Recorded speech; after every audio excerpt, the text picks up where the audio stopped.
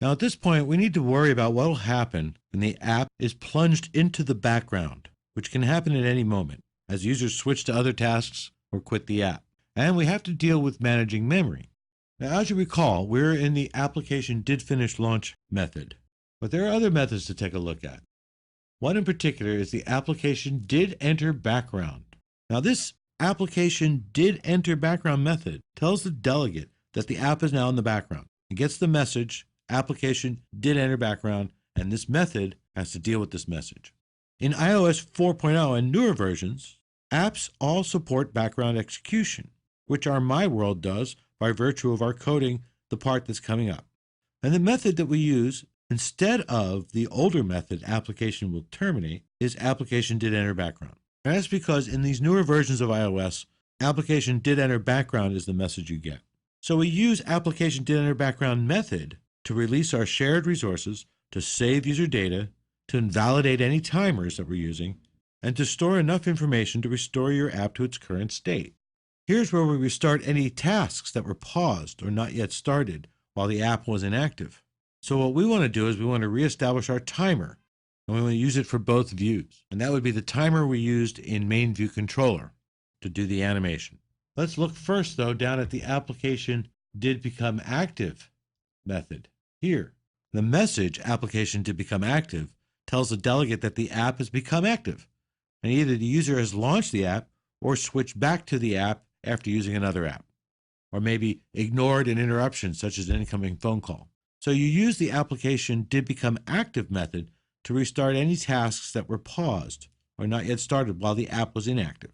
So we would use it to restart a timer.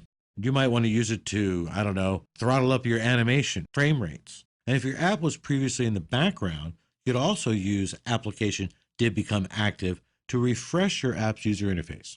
So if we go to the application did become active method first, here is where we would add code for our timers. Now remember, back in mainviewcontroller.m, let's jump over there for a second. We have here, back in our mainviewcontroller.m, the timer that we use to schedule our animation. So we want to be able to restart this timer, and in fact, we want to restart two timers, one for this view, the main view, and one for our photo view. So let's go back to our app delegate. The application did become active method, and we're going to start with our timer for the main view.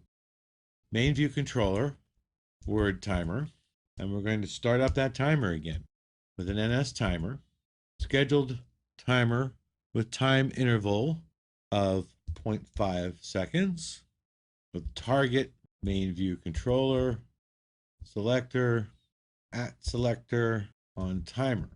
User info is nil and repeats yes. Now we don't need the rest of that. Semicolon. Okay, so now we've done the main view controller word timer. We want to do one for the photo view controller photo timer, which we haven't actually coded yet, but we know we're going to use. So we're going to put photo view controller photo timer, and again use the same NS timer, scheduled with time interval. This is going to be only 0.2 seconds. And instead of the invocation, we're going to do the target method. Photo view controller, selector, @selector on timer. Using the exact same timer and the exact same settings that we use for the word timer, except it's only 0.2 seconds instead of 0.5. Now, we automatically do have a problem here. The property photo timer is not found in photo view controller, and that's because we haven't put it there yet. We will get around to doing that, believe me.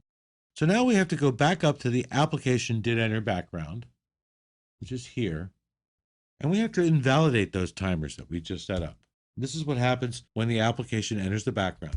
The main view controller word timer is invalidated, turned off, so to speak. Our photo view controller photo timer, which we haven't created yet, is also going to be invalidated. Okay, so now we've set it up. Our implementation of the application did enter background method has approximately 5 seconds to perform any tasks and then return. So if you need additional time, you can request additional execution time from the system by calling begin background task with expiration handler. But that's beyond the scope of this lesson. In practice, You should return from application did enter background as quickly as possible, because if time runs out, your app is terminated and purged from memory.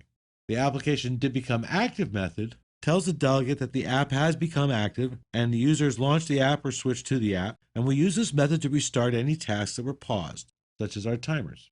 Now, I also talk about memory management, and sure enough, because we have a photo view controller that we've allocated, we're going to have to release it. So down by the dealloc method here at the bottom, we see that the template has already provided in the dealloc method a release for the window and a release for main view controller. All we need to do is add a release for the other view controller we created, photo view controller, not release, not retain, but release. And that's being a good memory management citizen. And here's why. These objects were created by sending a retain message in the property declarations. You can see that here as we switch to the header file. Retain messages, here they are. So when we create them in here, allocate them, we need to release them. For every retain message, we have to send a release. And coming up, we're going to be able to fix some of these errors. Well, the only error that we have really, which is that photo timer is a property that's not yet been typed as code into photo view controller.